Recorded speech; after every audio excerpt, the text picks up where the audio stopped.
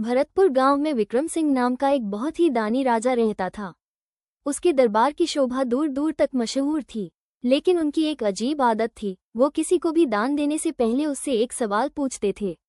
अगर जवाब सही होता तो वो मुमांगा दान देते, और अगर जवाब न आ पाया तो दान देने से इनकार कर देते। पहला प्रसंग, यात्री और सवाल। एक दिन एक थका हारा यात्री राजा के दरबार में पहुंचा। यात्री: महाराज, मैं दूर देश से आया हूँ। मेरे पैसे रास्ते में लुट गए। कृपया मुझे धर्मशाला में ठहरने के लिए कुछ धन दे दीजिए। राजा: हाँ, मैं मदद कर सकता हूँ, लेकिन पहले मेरा सवाल सुनो। तुमने कहा कि तुम यात्री हो, लेकिन असली यात्री तो सिर्फ 2 हैं। बताओ वे कौन हैं? यात्री सोचता रह गया, लेकिन जवाब न दे पाया।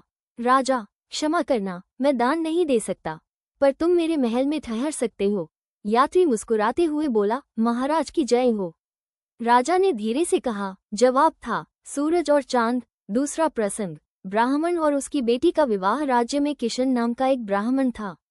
उसकी बेटी की शादी तय थी, लेकिन धन की कमी थी। पत्नी सुलोचना ने कहा, सुलोचना, आप वेद पुराणों के ज्ञाता हैं। मुझे विश्वास है आप राजा के प्रश्नों का उत्तर दे पाएंगे। ब्राह्मण: महाराज, मुझे पुत्री के विवाह हेतु सहायता चाहिए। राजा: ठीक है, लेकिन पहले मेरा सवाल सुनो।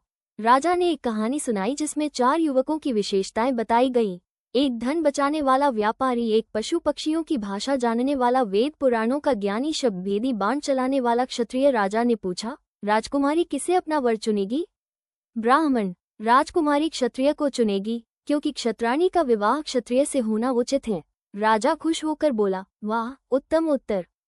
तीसरा प्रसंग, किसान रमन और सेठ दयाराम। मानिकपुर गांव का किसान रमन अपनी बीमार मां के इलाज के लिए पैसे चाहता था। वो लालची सेठ दयाराम के पास पहुंचा।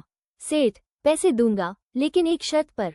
मुझे एक कागज में हवा और दूसरे कागज में आग लाकर दिखाओ। रमन परेशान हुआ।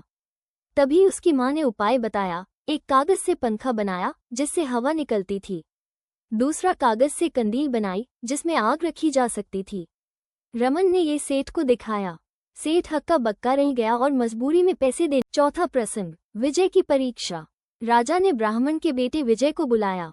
राजा: मुझे 2 ऐसे लोग ढूंढ कर लाओ, एक जिसने कभी झूठ न बोला हो और दूसरा जिसने कभी सच न बोला हो। शाम को विजय एक आदमी को लेकर आया। राजा: मैंने 2 लोगों को बुलाया था, तुम सिर्फ एक को क्यों लाए? विजय: महाराज, इस एक ही व्यक्ति में दोनों गुण हैं, ये बोल ही नहीं सकता। राजा ठहाका लगाकर हंसा और बोला, वाह, आज तुमने मेरा दिल जीत लिया। निष्कर्ष, राजा विक्रम सिंह ने ब्राह्मण की बेटी की शादी अपने खर्चे पर करवाई और घोषणा की, ज्ञान और बुद्धिमत्ता ही असली धन है।